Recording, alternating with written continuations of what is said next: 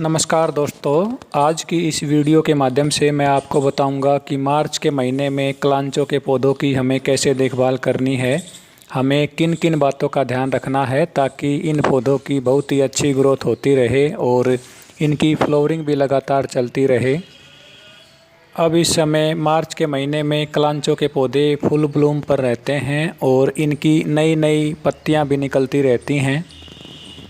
अब मार्च के महीने में यदि हम इन पौधों की अच्छी देखभाल कर लेते हैं तो ये पौधे हमेशा हमारे गार्डन में बने रहेंगे। यदि हमने इन पौधों की देखभाल करने में थोड़ी सी भी चूक कर दी तो ये पौधे नहीं बचेंगे, क्योंकि गर्मी के मौसम में इन पौधों को बचाना काफ़ी मुश्किल हो जाता है। कलांचों के पौधों की दो वैरायटीज़ होती हैं। इनकी देसी वैरायटी हमारे गार्डन में रह जाती है, चाहे कितनी भी डायरेक्ट सनलाइट में इन पौधों को रखें, ये पौधे नहीं सूखते हैं। हाइब्रिड कलांचों के पौधों को मई जून के महीने में बचाना काफ़ी मुश्किल हो जाता है। आज की इस वीडियो के माध्यम से मैं आपको कलांचों के पौधों की केयर के लिए 3 बातें बताऊंगा।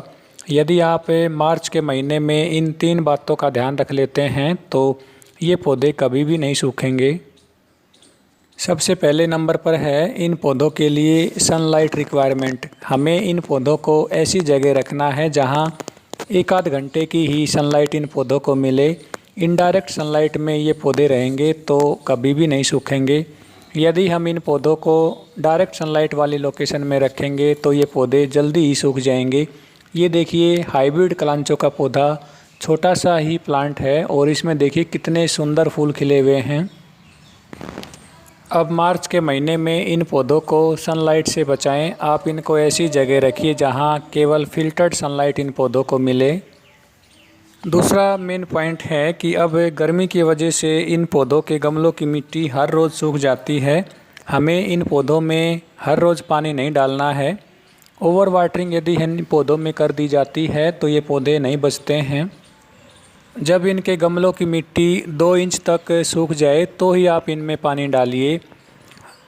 अधिक दिनों तक हमें इनके गमले की मिट्टी को सूखा नहीं रखना है, नहीं तो इनके पत्ते पीले होने लगेंगे।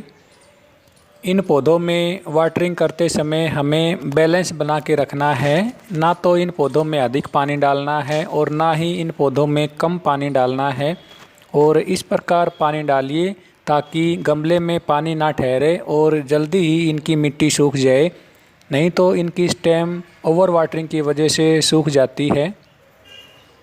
तीसरा मेन पॉइंट ये है कि अब इस समय इन पौधों में फ्लावरिंग हो रही है और इनके नए नए पत्ते भी निकल रहे हैं। हमें मार्च के महीने में इनकी कटिंग नहीं लगानी है। जब हम इन पौधों की कटिंग लगाएंगे तो इनकी ग्रोथ कम हो जाएगी और अधिक कटिंग काट लेते हैं तो ये पौधे सूख सकते हैं। इसलिए इन पौधों की संख्या बढ़ाने के लिए हमें जल्दबाजी नहीं करनी है।